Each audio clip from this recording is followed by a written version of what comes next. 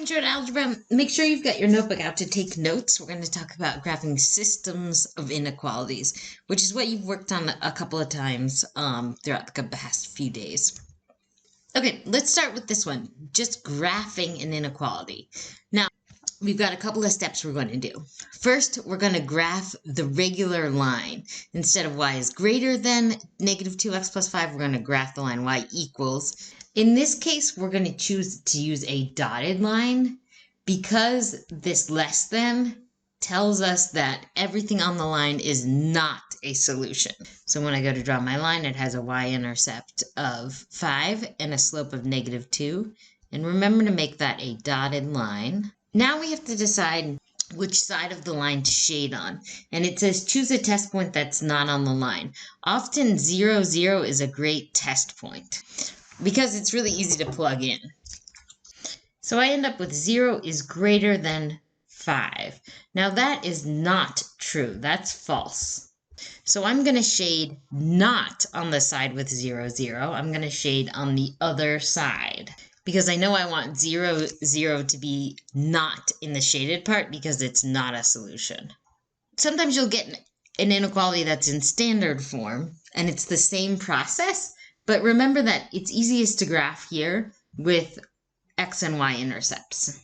This time I'm going to make a solid line because this less than or equal to tells me that all the points on the line are also solutions. 0, 0 is still a great test point because it's not on the line.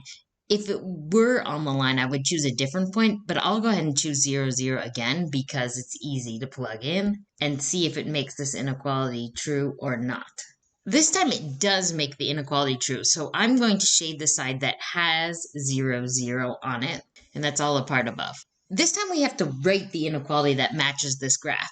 The first thing that I notice is that this line is dotted, and that tells me that I know it's going to either be a less than or a greater than.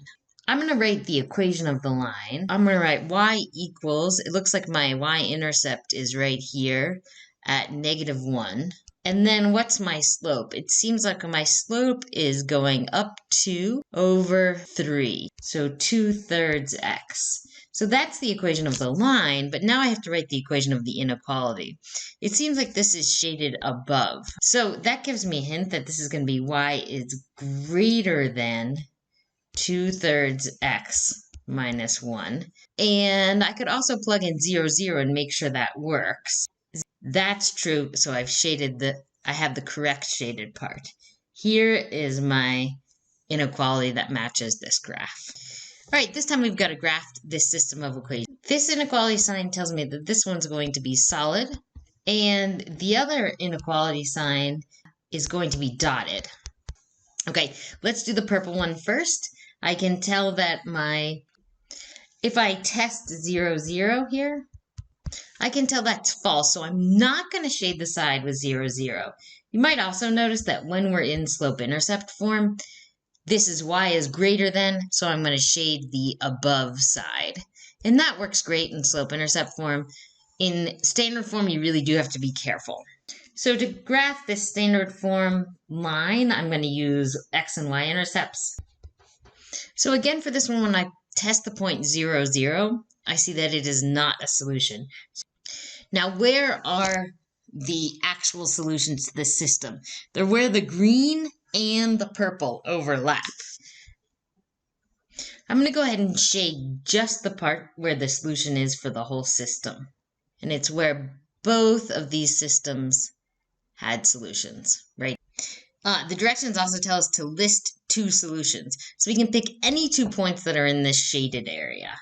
3, 0, right here. I could pick 2, 5.